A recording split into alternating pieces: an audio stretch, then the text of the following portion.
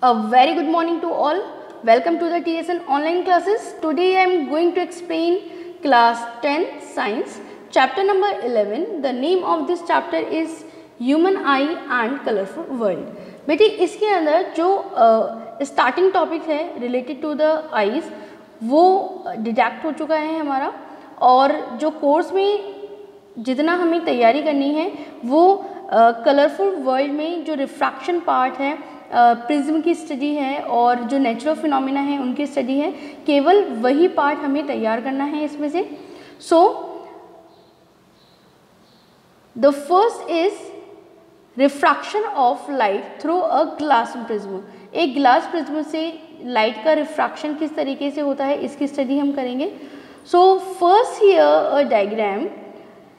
ये जो आप डायग्राम देख रहे हैं इसके अंदर प्रिज्म को शो किया गया है और incident ray, reflected ray, incident angle, reflected angle, इन सब की डिटेल पोजीशन स्टडी आपको यहाँ पर दी गई है। चैप्टर नंबर 10 जो है उसमें हमने स्टडी किया था रिफ्लेक्शन के बारे में एंड रिफ्रैक्शन के बारे में।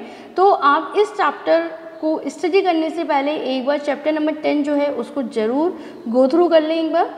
यहाँ देखिए इंसिडेंट रे, रिफ्रैक्टेड रे, इमर्जेंट रे, angle of prism, angle of incidence, angle of refraction and angle of emergence and the angle of deviation की पोजीशन आपको यहाँ पर दी गई है, जिसकी कि आपको बहुत अच्छे तरीके से प्रैक्टिस करनी है। इन्हें आपको ड्रॉ करना भी आना चाहिए और इनकी जो पोजीशन है कि angle D, angle R, angle I किस किस जगह पे क्रिएट हो रहे हैं उनकी बहुत अच्छे तरीके से आपको प्रैक्टिस करनी है। Now what you understand by the scattering of light? Scattering of light means to throw light in a various random direction. So scattering of sunlight passing through the canopy of a forest. तो इस तरीके से हम समझ सकते हैं जो sunlight है वो जो कैनोपी है फॉरेस्ट की उसमें इस तरीके से जो लाइट है वो चारों तरफ से प्रकीर्णित हो जाती हैं। Now the next natural phenomena related to the atmospheric refraction.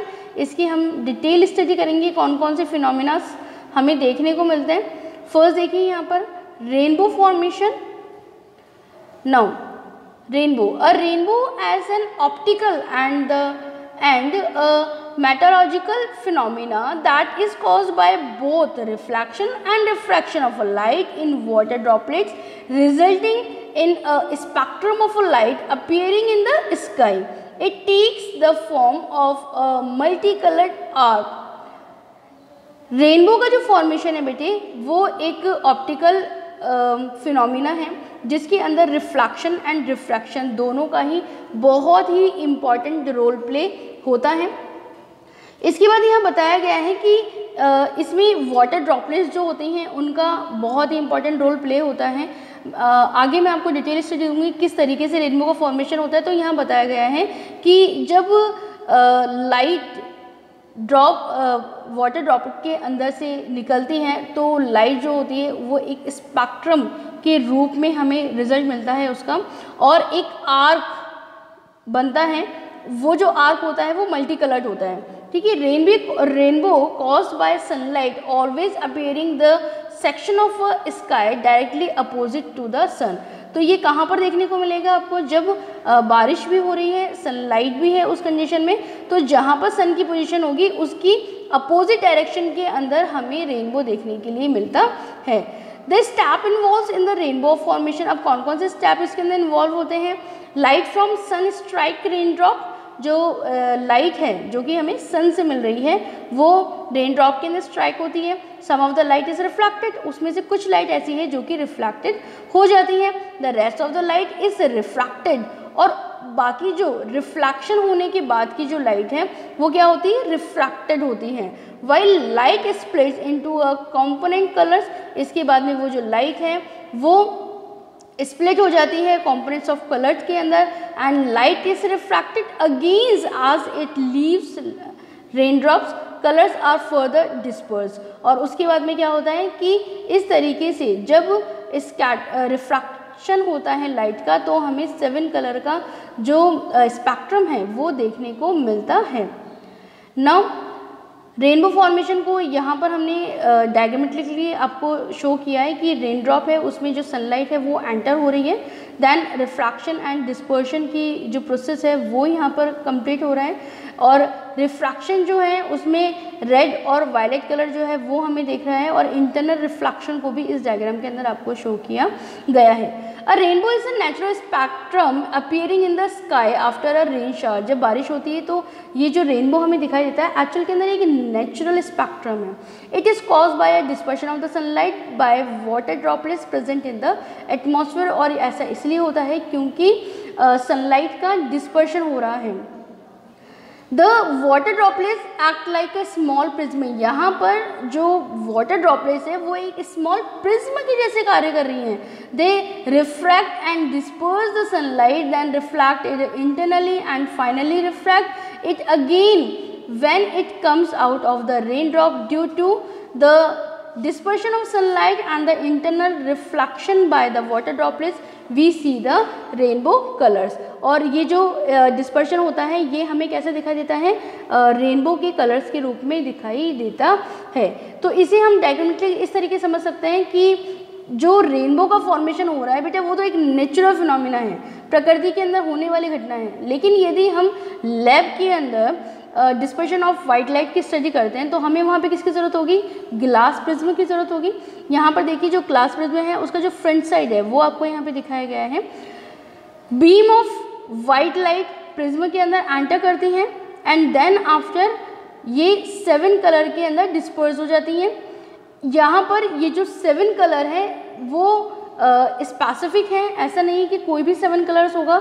ये 7 कलर जो है इन्हें विबग्योर के नाम से जाना जाता है, इसका जो पैटर्न होता है उसको हम विबग्योर कहते हैं। When a beam of white light is pass through a glass prism it is splits up into a band of colour called spectrum. White light 7 colour में स्प्लिट हो जाती हैं जिन्हें कि हम स्पेक्ट्रम के नाम से जानते हैं, and it is called the dispersion of the white light. The spectrum of a white has the colour. अब कौन कौन से कलर होते हैं, violet, indigo, blue, green, yellow, orange and red. और ये जो वायलेट से लेकर रेड कलर जो है इसको लर्न करने का आपका तरीका, मतलब कि पैटर्न आपको चेंज नहीं करना है। ऐसा नहीं होगा कि वायलेट के बाद में आप ब्लू लिख दें या ग्रीन लिख दें, तो इट्स रॉन्ग।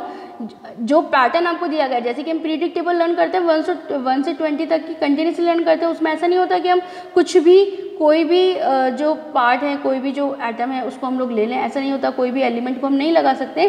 ठीक वैसे ही जो विबग्योर है इसको आपको एज इट इज़ ही लर्न करना है। V is indicate the violet colour, I is indicate the indigo. तो इस तरीके से हमें इसकी स्टडी करना है। The red light bends the least and the violet light bends the most. इसके अंदर जो रेड लाइट होती हैं वो सबसे लीस्ट बैंड होती है, और वायलेट लाइट जो होती है वो सबसे ज़्यादा बैंड होती है। नाउ नेक्स्ट है हमारे पास में कि recombination of the spectrum of the white light produce white light. ये बहुत ही इंपॉर्टेंट टॉपिक है। अभी हमने स्टडी करा है कि एक वाइट लाइट जो है वो 7 कलर में किस तरीके से स्प्लिट होती है। नाउ अब हम लोग ये स्टडी कर रहे हैं कि जो 7 कलर हैं क्या ये मिलकर हमें वाइट लाइट दे सकते हैं, तो यस ज़रूर ऐसा ही होता है। तो फर्स्ट इसकी ये जो डायग्राम आपके सामने है इसका जो फर्स्ट पार्ट है जहाँ से वाइट लाइट एंटर हो रही है, तो वो हमने अभी डिस्पर्शन ऑफ लाइट के अंदर स्टडी किया। अब ये जो 7 कलर का जो स्पेक्ट्रम है ये जब बाहर निकलता है, तो यदि उसके सामने हम एक ग्लास प्रिज्म को उल्टा रख दें, ठीक है, उसकी जो पोजीशन थी उससे हम अगर उल्टा कर देते हैं तो ये जो स्पेक्ट्रम ऑफ वाइट लाइट है ये आगे जाके रिकॉम्बिनेशन हो जाता है इसका, और ये वाइट लाइट के अंदर कन्वर्ट हो जाते हैं। When a beam of white light is pass through a glass prism it is split up into the components color. When these colors are allowed to fall on an inverted glass prism it recombines to produce white light। ठीक है, तो इस तरीके से white light का formation होता है। Now next topic है एटमॉस्फेरिक रिफ्रैक्शन। सो एटमॉस्फेरिक रिफ्रैक्शन के अंदर आपको बताया गया है कि स्टार जो होते हैं बेटा उनकी जो रियल पोजीशन होती है उससे वो हमें अलग दिखाई देते हैं। तो यहाँ पे हमने रियल पोजीशन बताई है स्टार्स की, एंड अपीरेंट पोजीशन जो है उसको भी शो किया गया है। Increasing refractive index of atmosphere, और ऐसा इसलिए होता है क्योंकि इनका जो रिफ्रैक्टिव इंडेक्स होता है वो इंक्रीज होता है। Atmospheric refraction is due to a general change in the refractive index of the atmosphere. The refractive index of the atmosphere gradually increase towards the surface of the earth because the hot air above is less dense than the cool air below. So light gradually bends towards the normal. So the real position of the star is different from its apparent position. और यही कारण है जब इसका आपको reason दे रहे हैं कि हमें अलग क्यों दिखाई देता है, रियल पोजीशन और अपीरेंट पोजीशन है उसमें डिफरेंस, उसमें हमें इतना अंतर क्यों दिखाई देता है, then the answer is atmospheric refraction. Now the next, twinkling of stars. The twinkling of stars is due to the atmospheric refraction of starlight and due to the changing of the position of the star and the movement of the layers of the atmosphere. So the light from the star is sometimes brighter and sometimes fainter and it appears to twinkle. Planets are closer to the earth than stars. The light from stars are considered as a point source of the light and the light from planets are considered as a extended source of light. तो यहाँ से question आपके पास put up होता है बेटे कि जो stars होते हैं वो हमें ट्विंकलिंग करते हुए दिखाई देते हैं, लेकिन जो प्लैनेट्स जो होते हैं वो तो हमें ट्विंकलिंग करते हुए दिखाई नहीं देते हैं. Then what is the reason of it?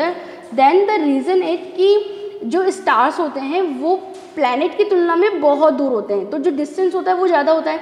Planets अर्थ के ज़्यादा क्लोज हैं. सेकेंड इज़ कि जो स्टार्स हैं उनकी खुद की अपनी ओन लाइट है और ये जो लाइट है ये एटमॉस्फेयर के डिफरेंट लेयर को क्रॉस करते हुए जब हमारे पास में आती है तो एटमॉस्फेरिक रिफ्रैक्शन की वजह से वो हमें ट्विंकलिंग करते हुए दिखाई देते हैं. जबकि प्लैनेट्स जो होते हैं इनकी खुद की ओन लाइट नहीं होती, ठीक है, और सेकेंडली ये अर्थ के पास में होते हैं, इसीलिए प्लैनेट्स हमें ट्विंकलिंग करते हुए दिखाई नहीं देते और स्टार्स हमें ट्विंकलिंग करते हुए दिखाई देते हैं. तो यहाँ देखिए डायग्रामेटिकली आपको यहाँ पर शो किया गया है, why do stars twinkle, light from a star and the earth atmosphere with moving pockets of a cold and a warm air. तो इस तरीके से हम इस टॉपिक को समझ सकते हैं. Now white colour of clouds, कि क्लाउड्स का जो कलर है वो वाइट क्यों होता है. I will be explain this topic in the next part of this chapter. Thank you very much, students.